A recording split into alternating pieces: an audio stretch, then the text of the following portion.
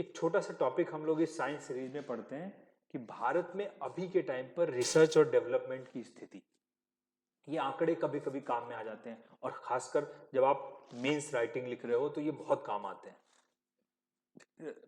Status of research and development in India, Bharat में अनुसंधान की स्थिति अभी क्या है।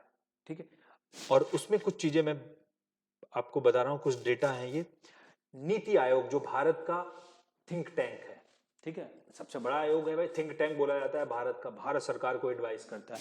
उस वो बोलता है कि India is spending on research and development is among the lowest in the world. दुनिया में जो सबसे कम स्पेंड कर रहे हैं, खर्चा कर रहे हैं रिसर्च और डेवलपमेंट में देश, उनमें से भारत एक देश है।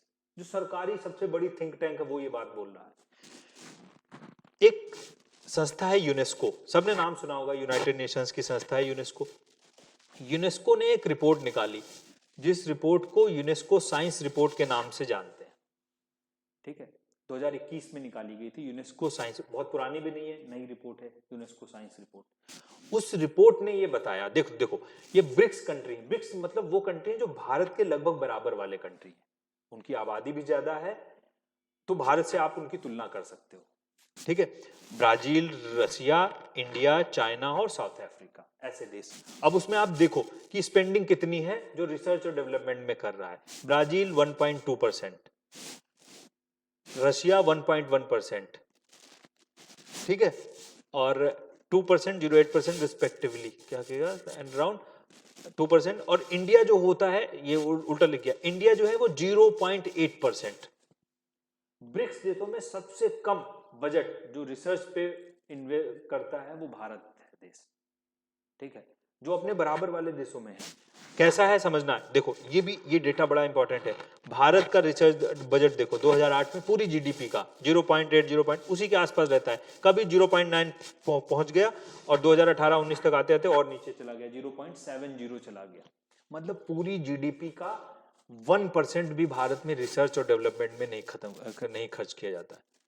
और बात होती है कि भारत को हम विश्व गुरु बनाएंगे, और जब पता है कि दुनिया जो अभी का समय है वो साइंटिफिक एज है, अगर आप विज्ञान में पीछे हो तो आप किसी चीज में आगे नहीं हो सकते, क्योंकि साइंस ही भाई, हर चीज तो इनोवेशन साइंस से बढ़ रही है आगे। और अगर आपके पास साइंटिफिक साइंस में आप बजट ही नहीं खर्च करोगे रिसर्च डेवलपमेंट में, तो आप कैसे आगे बढ़ोगे। और ये 2021 का डेटा पूरा है। इसके बाद देखो अगली चीज देखो, ये तो बजट आपको पता होना चाहिए, भारत सिर्फ 0.8 से 0.7% बजट अपना जीडीपी का खर्च करता है रिसर्च और डेवलपमेंट में। ठीक है, अगर पर कैपिटा, ये सब उसी रिपोर्ट की के डेटा है, यूनेस्को साइंस रिपोर्ट का, कि अगर देखो भारत जो है प्रति व्यक्ति एक साल में $43 खर्च करता है रिसर्च पर, अगर प्रति व्यक्ति देखा जाए पूरी भारत की आबादी के हिसाब से। और वहीं पर चीन है, जो भारत की आबादी हमारी और चीन की लगभग बराबर है, और चीन से तो लड़ाई भी है। चीन कितना खर्च कर रहा है प्रति व्यक्ति साल में? $368।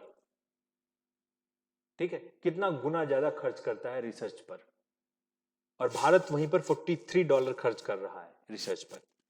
भारत में, अच्छा ये भी डेटा बड़ा अच्छा है कि भारत में रिसर्च में लगे हुए लोग जो हैं, जो अनुसंधान में लोग लगे हुए हैं रिसर्च में, वो प्रति 10 लाख की बात हो रही है। 10 लाख आबादी में कितने लोग अनुसंधान में, रिसर्च एंड डेवलपमेंट में लगे हुए हैं? भारत में वो आंकड़ा है 253। 10 लाख में से 253 लोग रिसर्च और डेवलपमेंट में लगे हुए हैं। और चीन में वही चीज क्या है, 1225 लोग रिसर्च और डेवलपमेंट में लगे हुए हैं। ठीक है, जो फ्यूचरिस्टिक टेक्नोलॉजी, आगे क्या होने वाला है, उन चीजों पर रिसर्च कर रहे हैं। यूनेस्को फिर से साइंस रिपोर्ट ये कहती है, नाम दे दिया मैंने, कि दुनिया में जो 70% जो रिसर्च जर्नल्स हैं, जहां पर रिसर्च पब्लिश होती है बड़े बड़े वैज्ञानिकों की, वो भारत के स्टूडेंट्स को जो रिसर्च में है उनको अवेलेबल ही नहीं है। 70% रिसर्च अवेलेबल ही नहीं है। अवेलेबल किस लिए नहीं है? 2-3 कारणों की वजह से। लैंग्वेज का ट्रांसलेशन, लैंग्वेज ट्रांसलेट, जो फ्रांस में डेवलप कोई जर्नल निकल रहा है, जर्मन में निकल रहा है, जापानीज में निकल रहा है, उसका ट्रांसलेशन भी नहीं हो पाता है भारत में। और अच्छा करवाएगा कौन? ये सब सरकार का काम है। ठीक है, दूसरी चीज, कॉस्टली भी होती है वो रिसर्च, पेड होती है। पैसा कौन किसको पे करना है? सरकार को पे करना चाहिए। नहीं पे करती तो वो रिसर्च ही जब लोगों को नहीं मिल पाएगी तो पढ़ेंगे क्या स्टूडेंट्स? तो 70% रिसर्च मिल ही नहीं पाती है। इनोवेशन के मामले में, ठीक है, ये हर साल क्या होता है, ग्लोबल इनोवेशन इंडेक्स निकाला जाता है, ठीक है, अनुसंधान सूचकांक हर साल निकाला जाता है। ये एक वर्ल्ड इंटेलेक्चुअल प्रॉपर्टी ऑर्गेनाइजेशन है, WPIPO, वो निकालता है। अनुसंधान के मामले में भारत की पोजीशन थोड़ी सी स्ट्रांग हुई और भारत 40वें स्थान पर है 132 देशों में, ठीक है। ये हर साल इंडेक्स निकाला जाता है, तो हर साल रैंकिंग बदलती रहती है, ठीक है। इसलिए अगर आप देखोगे तो भारत साइंस के मामले में अभी भी दुनिया के बहुत पिछड़े देशों में आता है।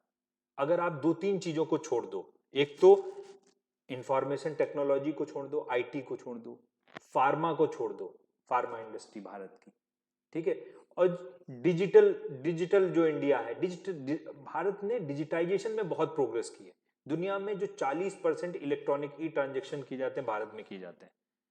इन चीजों को छोड़ दो तो जो कोर टेक्नोलॉजीज हैं, स्पेस पे रिसर्च, मेडिसिन पे रिसर्च, क्रिटिकल सर्जरीज पे रिसर्च, जो जीन जेनेटिक रिसर्च है भारत में, ठीक है, इन सब रिसर्च में बाकी कोई भी चीज देख लो आप, ज्यादातर जो चीजें हैं भारत में वो बाहर से ही परचेज की जाती हैं, हैवी जो मशीनरी होती है, ठीक है, तो वो रिसर्च भारत में बहुत कम है, क्योंकि भारत इंडियन गवर्नमेंट का अभी फोकस नहीं है कि वो बजट कम खर्च करती है इस पे, ठीक है। तो ये हमारी साइंस की सीरीज थी जो हम लोगों ने पूरी की, और ग्रेट साइंटिस्ट ऑफ इंडिया जो भी बहुत पॉपुलर और खासकर एग्जाम के पॉइंट ऑफ व्यू से जो पॉपुलर साइंटिस्ट थे, उनको हम लोगों ने कवर किया है इसमें। Thank you.